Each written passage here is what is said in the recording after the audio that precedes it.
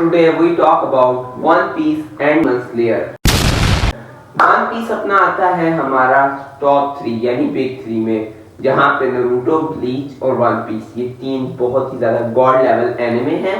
और इनके अलावा इनसे ऊपर एक ही एनिमे है जिसको बताने की मुझे बिल्कुल भी जरूरत नहीं है, अपना ड्रैगन बॉल। उसके अलावा अपने डीमन स्लेयर की बात करेंगे, किसी बिग 3 के ये ज्यादा फेमस तो है लेकिन ये बिग 3 में नहीं आता।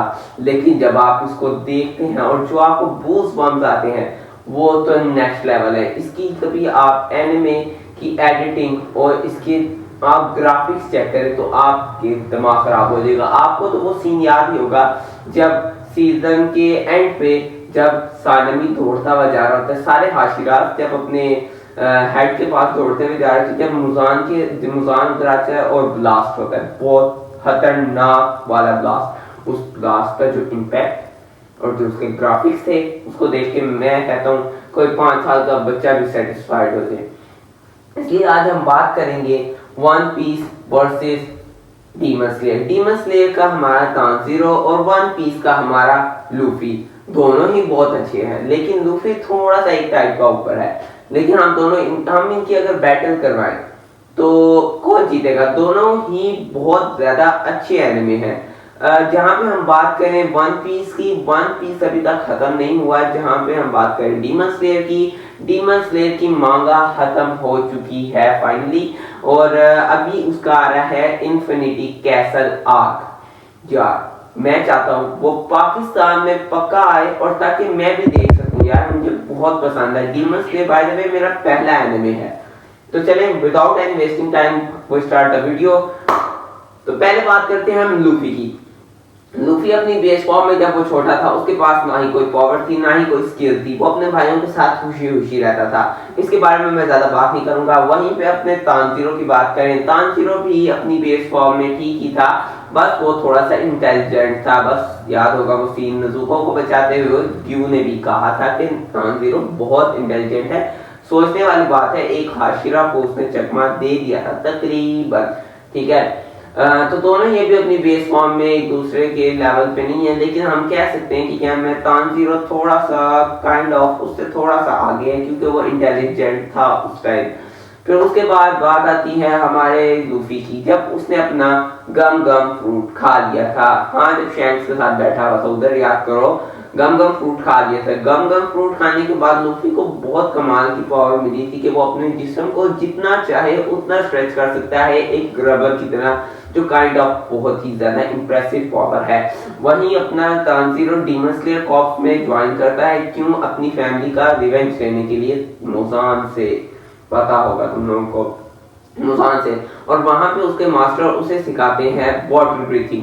वहां पे तानजीरो बहुत ज्यादा मुश्किल से, बहुत ज्यादा एफर्ट्स के बाद अपनी बहन को ध्यान में रखते हुए उसको कोई नुकसान न पहुंचे, बहुत ज्यादा मुश्किल के बाद डीमन स्लेयर कॉर्प्स में आ जाता है। अब बात आती है कि डीमन स्लेयर कॉर्प्स में तानजीरो जब था, लूफी ने जब गम फ्रूट खाया था, तो तब दोनों में से पावरफुल कौन था? तब हम कह सकते हैं लूफी पावरफुल था क्योंकि तानजीरो इतना वेल एक्सपीरियंस्ड नहीं था, क्योंकि वो भी सिर्फ सीखा था, जस्ट सीखा था। लेकिन लूफी अपनी पावर को संभालना भी सीख चुका था।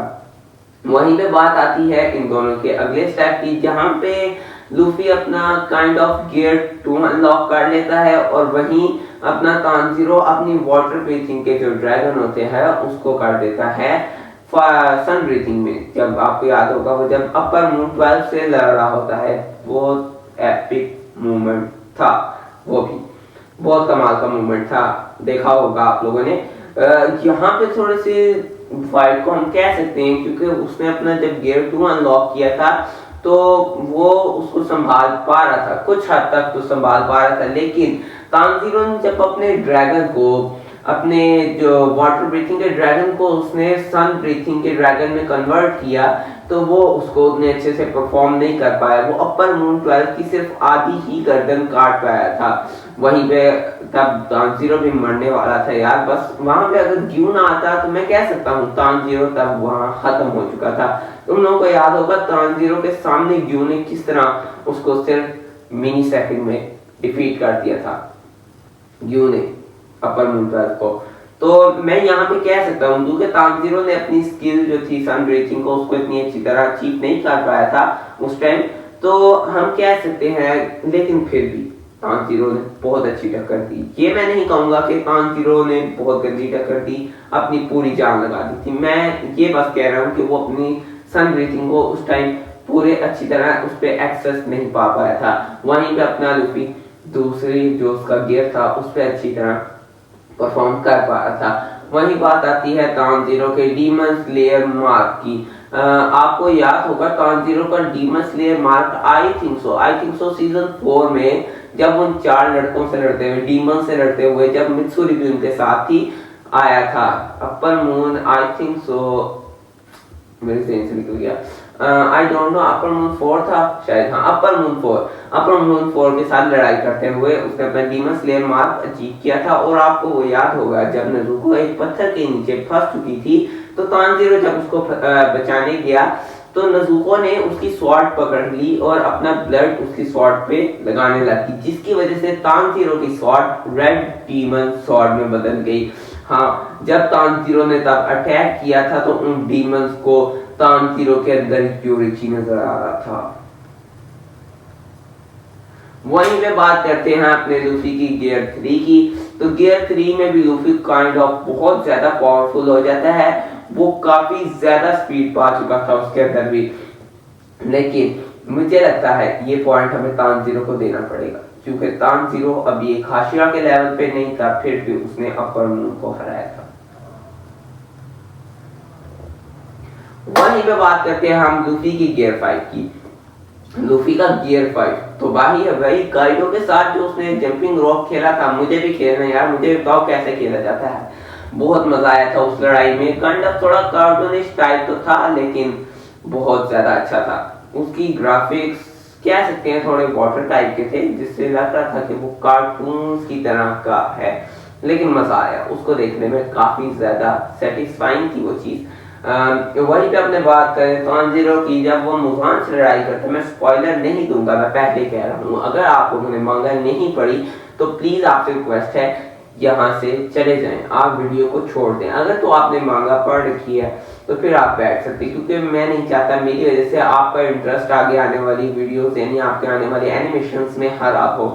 तो जब वो मुजान को हरा देता है तो मुजान अपने अंदर कंज्यूम कर लेता है तानजीरो को। तानजीरो को जब अपने अंदर कंज्यूम करता है तो तानजीरो काइंड ऑफ इमॉर्टल बन जाता है, क्योंकि उसके पास है सन ब्रीथिंग। और नेज़ुको का आपको याद होगा वो सन पे काबू पा सकती है, क्योंकि वो सन में बाहर निकल सकती है, लेकिन और कोई डीमन सन में बाहर नहीं निकल सकता, यहाँ तक कि डीमन किंग मुजान भी।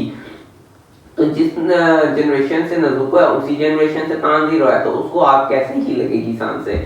उसके अलावा तानजीरो के पास थी डीमन किंग मुजान की हीलिंग और बहुत ज्यादा ब्रेन की पावर यानी आईक्यू।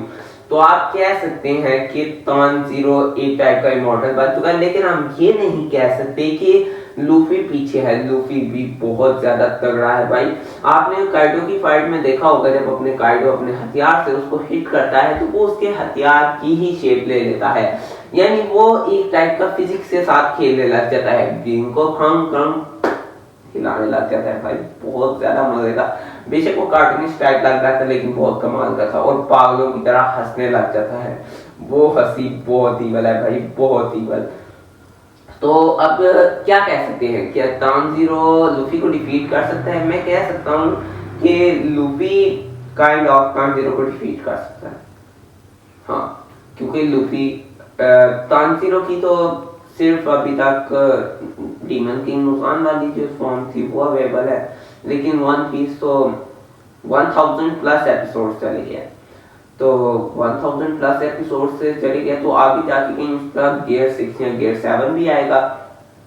तो यानी लूफी का जो गियर 5 है वो मैसिव यानी बहुत ज्यादा अच्छा है। वो उसमें काफी हद तक चीजों को डॉज कर सकता है, काफी हद तक अटैक्स का डैमेज कम ले सकता है। वहीं पे अपना तानजीरो अपने आप को बार बार हील कर सकता है बेशक, लेकिन मुझे पता है डीमन स्लेयर फैंस नाराज होंगे, लेकिन यार सच हमेशा कड़वा होता है।